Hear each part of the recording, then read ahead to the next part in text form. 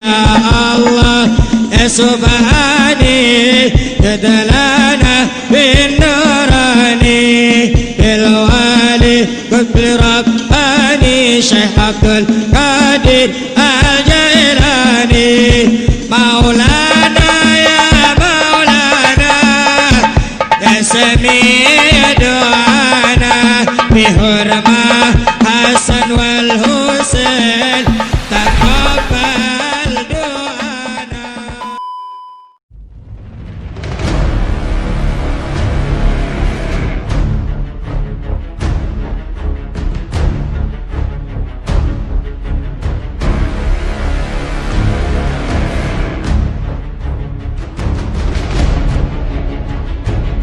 Assalamualaikum warahmatullahi wabarakatuh. Sahabat keramat wali, setiap warga Banten tentu sudah tidak asing dengan Gunung Karang. Iya, karena Gunung Karang ini memiliki sejarah yang mendalam terkait kejayaan Banten. Di gunung ini pun masih banyak peninggalan kuno kerajaan Banten yang diabadikan sampai saat ini. Dan sejarah yang masyhur, Gunung Karang merupakan tempat berkumpulnya para wali se-alam dunia, ucap Mama Uci. Namun begitu, apakah kalian tahu mengapa tempat ini dikeramatkan?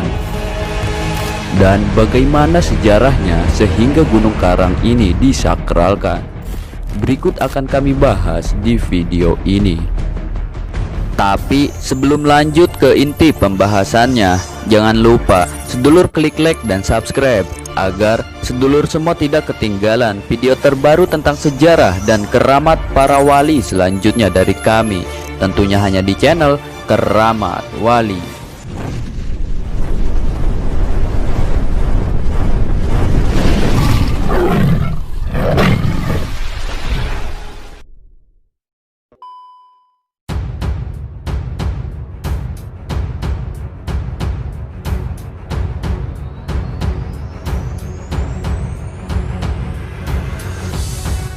Pandeglang adalah raksasa tertidur dari tanah Banten yang menyimpan banyak rahasia yang belum terkuak oleh manusia. Banyaknya misteri, mitos, dan legenda di tempat ini menjadikan Gunung Karang beraroma mistis yang sangat kuat. Sejarah Gunung Karang tidak lepas dari cerita peradaban masa lalu hingga sejarah runtuhnya kerajaan Hindu-Buddha di tanah Banten. Gunung Karang adalah gunung tertinggi di daerah Banten. Ketinggiannya mencapai 1778 mdpl.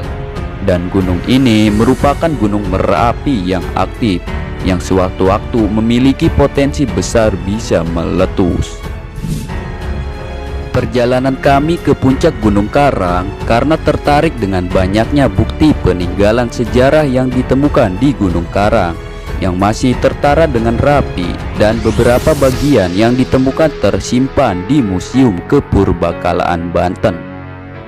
Seperti beberapa situs sejarah yang berada di Gunung Karang, diantaranya adalah Batu Menhir, Situs Pahoman Pasir Pete, Sumur Tujuh, Petilasan Sultan Banten ke-1, Makam Syekh Rako, dan Makam Syekh Karan.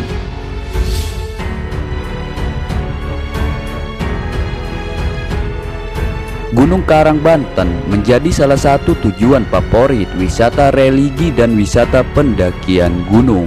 Selain tujuan mendaki, yang paling terkenal adalah Sumur Tujuh Gunung Karang yang keberadaannya di puncak gunung dengan ketinggian 1778 mdpl.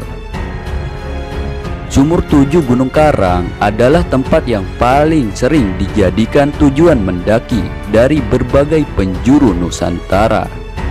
Sejarah Sumur Tujuh berkaitan erat dengan Sultan Maulana Hasanuddin, pendiri kerajaan Banten, dan Syekh Syarif Hidayatullah Cirebon. Sejarah yang melegenda di masyarakat tentang keberadaan Sumur Tujuh yang dibuat oleh Sultan Maulana Hasanuddin Banten adalah ketika Sultan Maulana Hasanuddin ditantang bertarung adu kesaktian oleh Raja Pucuk Umun.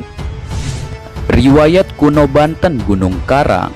Sejarah yang melegenda di masyarakat tentang keberadaan Sumur Tujuh, yang mana sumur ini dibuat oleh Sultan Maulana Hasanuddin Banten. Sejarahnya, pada kala itu Sultan Maulana Hasanuddin ditantang bertarung adu kesaktian oleh Raja Pucuk Umun.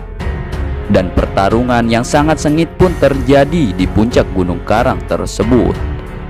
Karena kehausan setelah bertarung, Sultan Maulana Hasanuddin pun bermunajat kepada Allah Subhanahu wa Ta'ala untuk memohon air minum. Atas izin Allah, maka ditancapkanlah tongkatnya beliau ke tanah. Dengan seketika itu keluarlah air menyembur dari dalam tanah. Lubang bekas tongkat yang ditancapkan inilah yang sekarang disebut keramat Sumur Tujuh Gunung Karang. Sumur Tujuh Gunung Karang banyak sekali dikunjungi oleh para penziarah. Mereka ke Sumur Tujuh dengan tujuan untuk mencari sumur keramat. Jika airnya kebetulan banyak, biasanya para penziarah mandi dan membawa pulang ke rumah. Tujuannya memohon keberkahan kepada Allah Subhanahu wa Ta'ala dengan syariat air sumur keramat yang dibuat oleh Sultan Maulana Hasanuddin. Banyak sekali cerita mistis yang sering dialami para pendaki yang bertujuan ziarah ke Sumur Tujuh Keramat itu. Fenomena yang sering terjadi berkaitan dengan hal-hal yang berbau mistis. Bahkan salah satu dari penziarah ketika memasukkan tangannya ke lumpur Sumur Tujuh, ditemukan emas yang masih utuh berbentuk batangan. Dan beberapa kejadian seperti menemukan benda-benda pusaka atau batu akik yang mengandung kekuatan gaib. Sumur Tujuh inilah yang menjadi alasan para penziarah datang ke puncak Gunung Karang. Cerita kerabat di Kadu Egang kebanyakan penziarah dari kota. Mereka mempercayai air dari Sumur Tujuh berkhasiat membersihkan diri dari aura negatif yang melekat dalam diri seseorang. Namun sangat disayangkan, dengan kondisi yang sekarang Sumur Tujuh sudah sangat memprihatinkan. Saking banyaknya pengunjung menjadikan Sumur Tujuh sudah tidak terlihat tujuh lagi. Keadaannya sudah berubah dari aslinya karena terjamah ribuan orang. Nah, begitulah sejarah kekeramatan Gunung Karang. Sebenarnya masih banyak misteri atau kisah Gunung Karang yang terdalam, tapi kami bahas sebagiannya saja. Semoga bermanfaat. Wassalamualaikum warahmatullahi wabarakatuh.